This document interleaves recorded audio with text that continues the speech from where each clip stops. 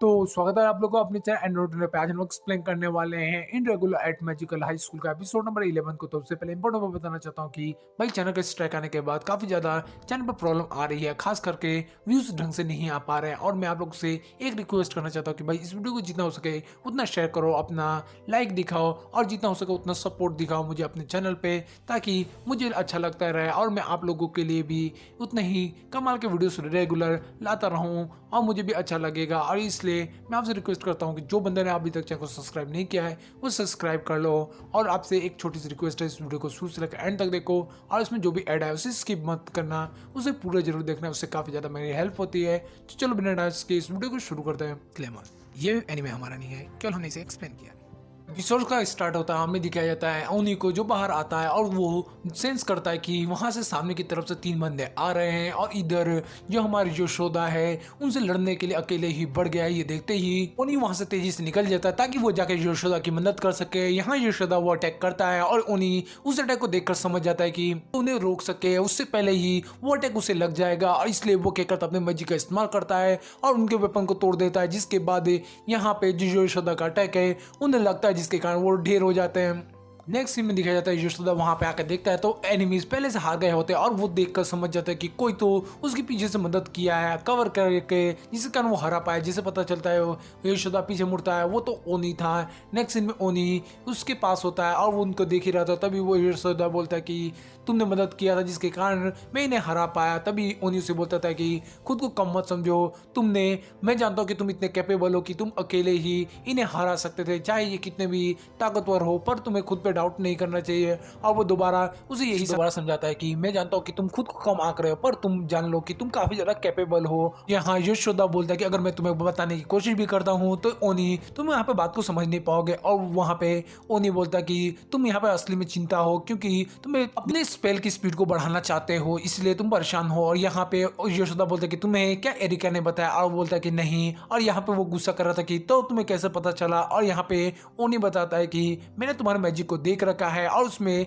कुछ ज्यादा ही एट्रीब्यूट्स है जिसके कारण तुम्हें दिक्कत हो रही है। साफ साफ शब्दों में बोलूँ तो तुम्हारा मैजिक अभी भी जिस इस्तेमाल करते हो वो सही तरीका नहीं है। ये बात को सुनकर यशोदा गुस्सा हो जाता है और कहता है कि तुम कैसे ये बोल सकते हो, एक दो बार देखने की वजह से अगर ये हमारी फैमिली का, यशोदा फैमिली ने जनरेशन टू जनरेशन इसे इम्प्रूव किया है और एक बार दो बार देखने से तुम कैसे ऐसे बोल सकते हो। उसे बताता है कि मैंने स्टैटिस्टिक को देखा और खास करके तुम्हारे मैजिक के स्क्वायर को। ये बात को सुनकर वहां पे वो बिल्कुल शॉक हो गया होता है कि वो तुम कैसे कर सकते हो। तभी उन्हीं बताता है कि सबसे पहले मैं इन बंदों को देख रहा हूँ तो तुम क्या करो, जाओ और जाकर सिक्योरिटी गार्ड को बुलाओ ताकि हम लोग इसकी प्रॉब्लम को सॉल्व करें। तभी वहाँ पे उसका सीनियर आ जाता है और कहता है कि ये बंदा बिल्कुल तुम्हारे जैसा ही है ओनी, और अच्छा एडवाइस तुमने दिया। यार बच्चे की जो प्रॉब्लम है खास करके देखकर मुझे किसी की याद आती है, सेम तुम्हारी भी प्रॉब्लम यही थी ना, अपनी एबिलिटी का यूज नहीं कर पाना। तुम्हें याद है ना ओनी। नेक्स्ट सीन में दिखाया जाता है यहाँ पे वो चैंपियनशिप स्टार्ट हो जाती है और हमें बताया जाता है कि यहाँ पे ये चैंपियनशिप और ये जो कंपटीशन है वो 10 दिन चलने वाला है, 5 डेज न्यू कमर्स के लिए होगा। और यहाँ पे उन लोगों को शक हो रहा था कि फर्स्ट ईयर के जो है वो जीत सकते हैं या तो थर्ड स्टेडियम को दिखाया जाता है जहाँ पे हमारे ओनी और उसके साथी बैठे होते हैं। और ओनी यहाँ पे होना को पूछ रहे होते कि तुम ठीक हो ना, तुम्हारी स्ट्रेंथ। तभी वो बताती है कि हाँ मेरे मसल्स काफी अच्छे हो गए हैं और मैं अच्छी स्लीप ले रही हूँ। तभी ये बात सुनकर बाकी लोग बोलते हैं कि क्या तुम सच में एक मस्कुलर वुमन बनने वाली हो। ये बात को होनर सुनकर बोलती है कि नहीं नहीं, मैं एक अजीब सी औरत नहीं बनना चाहती हूँ। ये बात को सुनकर ओनी हंस देता है, जिसके कारण वो बोलती है कि ऐसा क्यों कर रहे हो। यहाँ पे वो बोल रही थी कि ओनी को चांस मिलेगा इधर दोनों लड़कियों के मैच को देखने का, पर वो उसके मैच को देखने के लिए उसके पास टाइम नहीं होगा। तभी ओनी बोलता है कि कोई बात नहीं, हम लोग साथ में प्रैक्टिस कर सकते हैं और बातों को डिस्कस कर सकते हैं। यहाँ पे सिप्लाटा उससे बोलते कि ओनी तुम उसकी बात को समझ नहीं रहे हो। तभी उसकी बहन बोलते कि मोटी बुद्धि के भाई, और उसके बाद सारे लड़के उसे यही बोल रही थी कि तुम यहाँ पे ओनी समझ नहीं रहे हो। और ओनी को सच में यहाँ समझ नहीं आ रहा था कि क्या करे। नेक्स्ट सीन में दिखाया था फर्स्ट क्लास के जो बोर्ड है कंपटीशन है वो स्टार्ट होने वाला होता है। यहाँ पे हमें दिखाया था मैरी अब बाकी लोगों को इस चीज को देखकर, और यहाँ मैरी खुद को अलग समझ रही होती है इस चीज को देखकर। यहाँ पे एरिक गुस्सा कर रही होती है। नेक्स्ट सीन में दिखाया जाता है बाकी लोग बोले थे ये कितनी कूल लग रही है, और उसके फैंस को देखते हैं मैरी के जो सब चेयर कर रहे होते हैं इस चीज को देखकर। उन्हें और उसकी बहन भी शौक होते हैं। नेक्स्ट सीन में दिखाया जाता है मैच का स्टार्ट हो जाता है और उसके बाद यहाँ पे मेरी सेंपाई अपनी मैजिक का यूज़ करती है, जिसके बाद एक वेव जनरेट करती है जिससे सब लोग डिस्ट्रैक्ट हो जाते हैं और वो तेज़ी से आगे की तरफ निकल जाती है। और ओनी यहाँ देख कर समझ जाता है कि मैंने यहाँ पे अपने री मैजिक का इस्तेमाल करी ताकि वो अपने आप को स्टेबल रख सके, और जिसके कारण वो उसका बोर्ड बिल्कुल एक जैसी चीज़ हो गए हैं, जिसके बाद से वो अपने मोमेंट को खो नहीं पा रही है। और साथ साथ वो अपने बोर्ड के ऊपर उसने मैजिक को कास्ट कर रखा है, वो है मोमेंट मैजिक को, जिसके कारण वो सीधा ही आगे बढ़ती जा रही है। और साथ ही साथ उसने वाइब्रेशन मैजिक का इस्तेमाल कर रही है, जिस चीज़ को देखकर उन्हें शौक होता है कि वो एक टाइम पे एक से ज़्यादा मैजिक का इस्तेमाल कर रही है, कुल मिलाकर 4 मैजिक को। और यहाँ मेरी तेजी से आगे बढ़कर वहाँ से कूद जाती है, और जिसके गिरने की वजह से एक प्रेशर उन लोगों को, बाकी लोगों को लगता है। इस चीज़ को देखकर ये लोग बाकी सोच रहा था उन्हें की सच में स्ट्रेटेजी की तरह ये खेल रही है। और यहाँ पे एरिक गुस्सा कर रही होती कि सच में बहुत बुरी है, और यहाँ पे जो हमारी मेरी होती है उसकी विन ऑलरेडी तय हो गया होता है, वो इतना अच्छा कर रही होती है। नेक्स्ट सीन में दिखाया जाता है ओनी को एक रूम के बाहर होता है और वो अंदर जाता है। उसके बाद वो सामने वाले बंदे उसे बोलते हैं कि आओ ओनी यहाँ बैठो, और वहाँ ओनी बोलता है कि नहीं मैं ऐसे ठीक हूँ। पर वो बंदा बताता है कि हम लोग यहाँ स्ट्रेटेजी के बारे में बात करने वाला तो टाइम लगेगा। और वो बोलता है कि लगता है तुम्हारे पास ज़्यादा टाइम नहीं है, और वो क्योंकि तुम बहुत ज़्यादा ही बिजी हो। पर ओनी बोलता है कि नहीं, और वो जाकर बैठ जाता है। और सामने लड़की उसे टोस्ट और चाय के लिए पूछती है, और चाय देते हुए बोलती है। तभी यहाँ पे जो उसके कैप्टन होते हैं ओग्यूरा, वो बोलते हैं कि जिन्हों हेड वाले ड्रैगन वाले बंदे हैं, जिनके बारे में मैंने पहले बताया था, वो ज़रा ही परेशान कर रहे हैं, और वो लोग 9 कंपटीशन को टारगेट बना रहे हैं। और वो उन्हीं को बोलते हैं कि जैसे उसके पास जानकारी उनको मिलेगी वो उन्हीं को बता देंगे। नेक्स्ट सीन में देखा जाए वो लड़की जो बोलती है कि ओनी हमने सुना है कि तुमने उन सारे बंदों को रंगे हाथों पकड़ा था। और वो बताता है ओनी हाँ मैं ऐसे ही घूम रहा था, तभी मैंने उन लोगों को देखा और उन लोगों को पकड़ लिया। पूछता है कि तो क्या हुआ, तुम अपने बंदे को नहीं बताया कि तुम सिल्वर हो। और वो बोलता है कि नहीं अभी तक तो मैंने उन लोगों को नहीं बताया है। और उसके बाद वो लड़की बोलती है कि तो तुम भी इस इवेंट में पार्टिसिपेट कर रहे हो और अपनी एबिलिटी डिस्पर्शन एबिलिटी के साथ। और यहाँ पे हमारे देखते हैं जो कैप्टन होता है सनाबा, वो समझाता है कि जो वो टेक्निक है वो क्या होता है पार्टिकल्स के भी टुकड़े टुकड़े कर देता है, और ए रैंक डिस्ट्रक्शन मैजिक है ये है। इसलिए हम लोग को उम्मीद है कि ये किसी भी इवेंट के अंदर यूज़ नहीं होगा, ना ही शूटिंग वाले में ना ही पिलर ब्रेक में।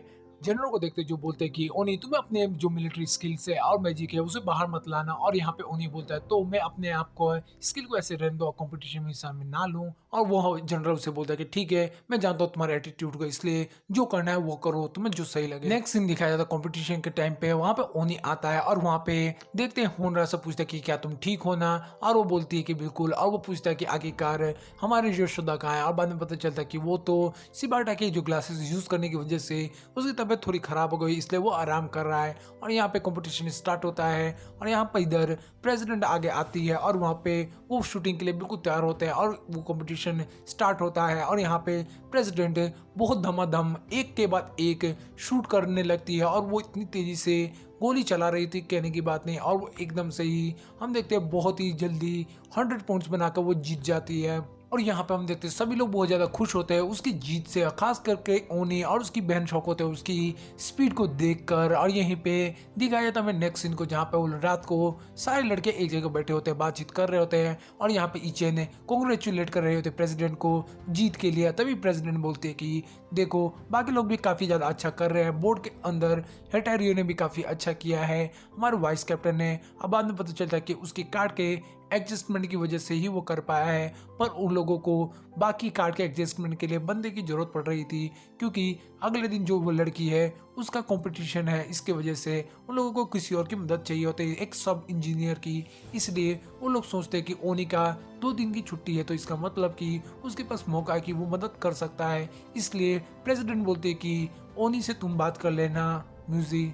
यहाँ दिखाया जाता है ओनी को जो अपनी बहन को बोल रहा होता है कि मुझे खुशी है कि तुम यहाँ पे आई हो। पर यहाँ पे वो बोलता है कि तुम्हें इतने लेट आने की क्या ज़रूरत थी, खास करके जब भी घर होता है तो कोई दिक्कत नहीं है, पर ये तो होटल है और तुम्हें अकेले यहाँ पे 1-2 दिन नहीं घूमना चाहिए। और उसके बाद ओनी कार्ड को लेकर बोलता है कि ठीक है तो चलो मैं तुम्हारे साथ चल रहा हूँ तुम्हें वहाँ तक छोड़ने के लिए। और उसकी बहन मना कर रही होती है कि तुम्हारा टाइम वेस्ट हो जाएगा, पर ओनी बोलता है कि कोई दिक्कत नहीं है, ये तो प्रोग्रामिंग उसके लिए बहुत अच्छी बात है और वो आराम से उसे निपट लेगा। और वो बोलते हैं कि ये तो कार्ड का काम बहुत हार्ड होता है। और वो बोलता है कि नहीं प्रोग्रामिंग मेरे लिए एक खिलौने की तरह है। और उसके बाद वो बोलता है कि चलो मैं तुम्हें छोड़ देता हूँ मेरे लिए मेन प्रायोरिटी तो तुम ही हो। ये बात को सुनकर उसकी बहन शर्माने लगती है और कहती है कि मेरे उसने भाई के लिए बहुत ज़्यादा खास हूँ, और वो बोलती है कि अपने भाई को मैं तुम्हें बहुत ज़्यादा पसंद करती हूँ और तुम भी मेरे लिए बहुत ज़्यादा खास हो। और उसे उसका भाई लेकर चला जाता है उसे छोड़ने के लिए। नेक्स्ट सीन में दिखाया जाता है इस तरफ स्टेडियम के अंदर ओनी बैठकर कार्ड को ठीक कर रहा होता है, और वहाँ पे प्रेसिडेंट उसके पास आती है और उसे देखती है और उसे बोलती है कि ओनी तुम कैसे हो, और वो उसे पूछती है कि मुझे बताओ कि मेरा ड्रेस कैसा है। ओनी उसे देखकर कुछ नहीं बोलता और कहता है कि हाँ तुम पे अच्छा लग रहा है।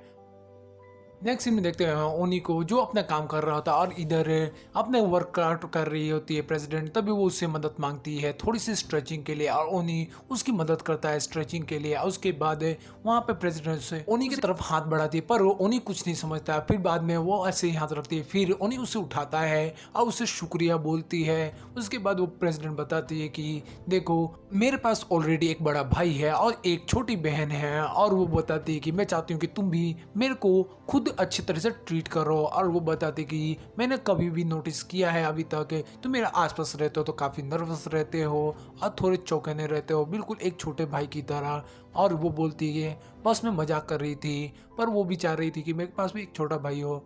नेक्स्ट सीन में उन्हीं उसे बोलता है कि मैं बता दूं कि मेरे केवल एक ही बहन है और वो है म्यूजी। उन्हीं प्रेसिडेंट को बोलकर जा रहा होता है कि मैं बाकी लोगों की मदद करने जा रहा हूँ कार्ड के लिए। तभी एक लड़की बोलती है कि नहीं तुम्हें उससे जाने की कोई ज़्यादा जरूरत नहीं है। अब वो होती इजुमा, अब वो बताती है कि मैं बाकी लोगों का ध्यान रख लूंगी। इस तरफ जो प्रेसिडेंट है उसका ख्याल तुम रखो, उनके कार्ड और उनकी प्रॉब्लम का। ये कहकर वो बंदी चली जाती है। नेक्स्ट सीन दिखाया जाता है कंपटीशन के अंदर। वहाँ पे प्रेसिडेंट है अपने गन लेकर बिल्कुल रेडी होती है और सामने वाली लड़की पे वो टूट पड़ती है, जिसके कारण वो लड़की उस बॉल को संभाल नहीं पा रही होती है और बहुत ज़्यादा ही मुश्किल हो रही थी, और वो लड़की हार जाती है और यहाँ पे हमारी प्रेसिडेंट जीत जाती है। और हमें बाद में पता चलता है कि जो भी डेटा है ऑलरेडी वो रिकॉर्ड किया जा रहा है। और वहाँ पे हम देखते हैं जो लड़की होती है वो बताती है रीन की उस लड़की का जीतना बिल्कुल नामुमकिन सा था, वो उसके फिर भी रिस्पेक्ट कर रहे होते हैं। नेक्स्ट सीन में दिखाया जाता है आइस ब्रेकिंग कंपटीशन स्टार्ट हो गया होता है, और इधर चियोडा हमारी होती है और वो फर्स्ट क्लास की तरफ से लड़ने वाली होती है। यहाँ पे ओनी और उसके साथी देखकर बोल रहे होते हैं कि वो भी काफ़ी अच्छा करेगी, और वो बताता ओनी कि उसके दोस्त को कि ये फर्स्ट राउंड को उसने सबसे कम समय में जीत लिया था। नेक्स्ट टाइम पे हम देखते हैं मैच स्टार्ट होता है और वहाँ पे क्योड़ अपने मैजिक का इस्तेमाल करती है, जिसके बाद सामने वाली लड़की भी अपने मैजिक का इस्तेमाल करती है। और यहाँ पे क्योड़ा क्या करती है अपने स्पेल का इस्तेमाल करके सीधा ही उसके जो ब्रिक्स होते हैं वो तोड़ने लगती है, जिसके कारण वो लड़की घबरा जाती है और डिफेंसिव मैजिक का इस्तेमाल करके अपने अटैक को रोकने लगती है। पर उसके जो अटैक होता है हमारे क्योड़ा का, उसके सामने उसका अटैक है बिल्कुल कमजोर हो गया होता है, जिसके कारण फिर भी उसके आइस बॉक्स टूटने लगते हैं, जिसके कारण लड़की घबरा कर अपना दूसरा स्पेल करती है और उसके आइस को तोड़ने लगती है। और इस तरह हमें बाद में पता चलता है कि जो इधर क्योड़ा की फैमिली की स्पेशलिटी है वाइब्रेशन अर्थ मैजिक, जिसके कारण वो बहुत आसानी से वहाँ पे अपना दबदबा बना लेती है। और बाद में पता चलता है कि उसने तो पहले से प्लान कर लिया था उसे हराने के लिए, और वो उसके बाद एक झटके में ही उसके क्रिस्टल को तोड़ देती है, और जिसके बाद वो बहुत आराम से वहाँ पर जीत जाती है। जिसके बाद वो अपना विक्ट्री पोज देती है और यहाँ पर उसके देख कर काफ़ी ज़्यादा खुश हो गए होते हैं।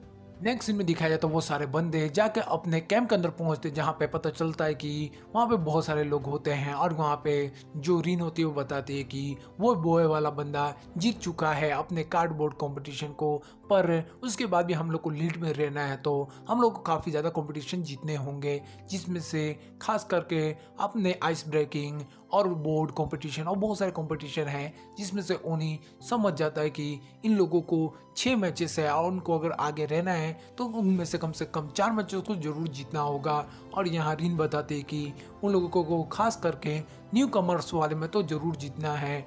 नेक्स्ट में दिखाया था ओनी को जो रूम में होता है और उनका बनाया हुआ उसका कार्ड है वो आ गया होता है, वो हाफ डे में ही वो शौक होता है। तभी उसके दोस्त और उसकी बहन सब लोग उसके रूम में आ जाते हैं, और यहाँ पे जो हमारी एरिक होती है उस कार्ड को छेड़ रही होती है और पूछ रही होती है ओनी से कि ओनी क्या ये सच में एक कार्ड है, और ओनी बोलता है कि हाँ। और यहाँ पे उसकी बहन सोच रही थी कि क्या यही वो खिलौना है। तभी ओनी क्या करता है वो ले लेता है और सीधा ही लियो को दे देता है और उसे बोलता है कि लियो, ये लो, ये तुम पे बिल्कुल सूट करेगा। और वो बोलता है कि क्या ये खतरनाक नहीं है? और ओनी बोलता है कि हाँ, ये है, पर तुम इसे कर सकते हो। और उसे ओनी उसे खोलने के लिए कहता है और उसके अंदर एक सोड निकलती है और उस चीज़ को देखकर वो सोचता है कि ये खतरनाक हो सकता है, पर वो गिनी पिग बनने के लिए तैयार होता है। इसी चीज़ को दिखाते हुए हमारा एपिसोड यहीं पे खत्म हो जाता है।